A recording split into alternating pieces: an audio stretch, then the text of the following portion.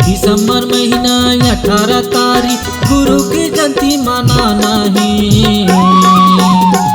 फटाका फोड़ा रे भैया गुरु की जयंती मनाना है। फटाका फोड़ा रे भैया गुरु की जयंती मनाना है।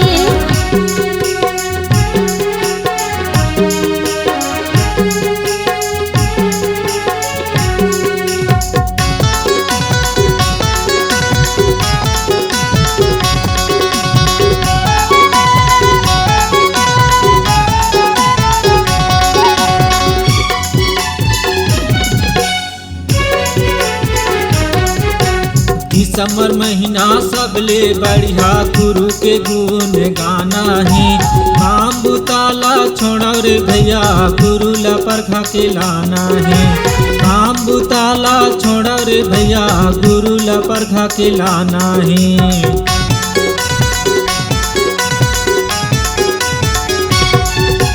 दिसंबर महीना सबले बढ़िया गुरु के गुण गाना है। काम बुताला छोड़ो रे भैया गुरु ला परखा के लाना है। काम बुताला छोड़ो रे भैया गुरु ला परखा के लाना है। दिसंबर महीना 18 तारीख दिसंबर महीना 18 तारीख गुरु की जयंती मनाना है।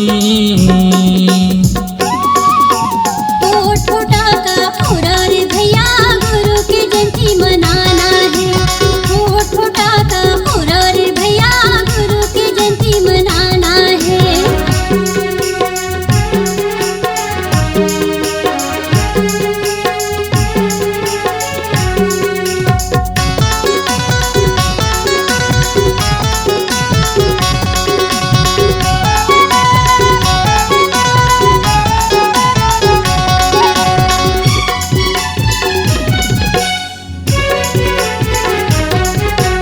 जबले दिसंबर लगे है भैया मन है मोरो मगन।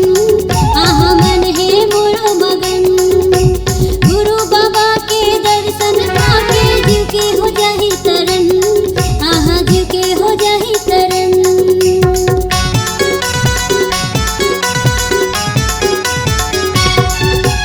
जबले दिसंबर लगे है भैया मन है मोरो मगन। आहा मन है मोरो मगन।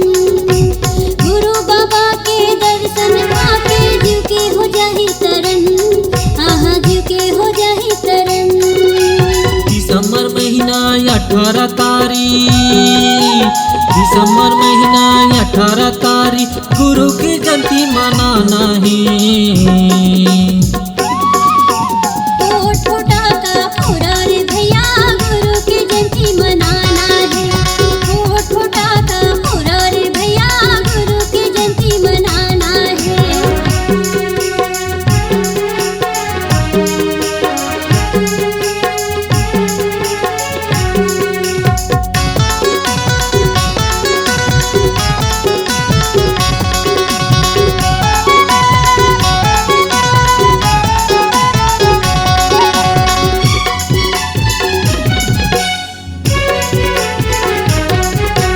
तोरन सोरान बनाओ रे भैया मंडपला सजाना है।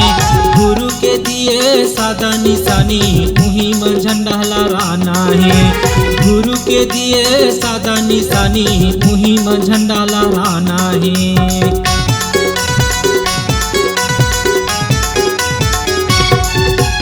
तोरन सोरान बनाओ रे भैया मंडपला सजाना है।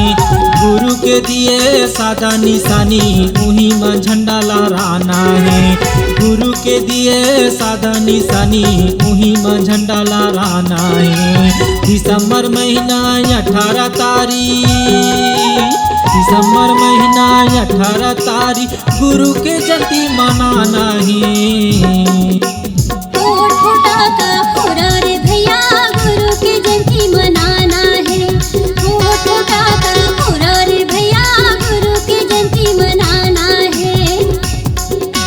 दिसंबर महीना 18 तारीख दिसंबर महीना 18 तारीख गुरु की जयंती मनाना है।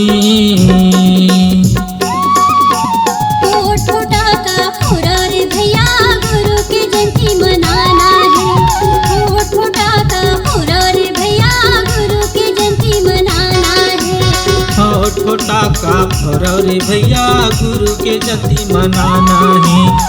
और फटाका फोड़ो रे भैया गुरु के जयंती मनाना है।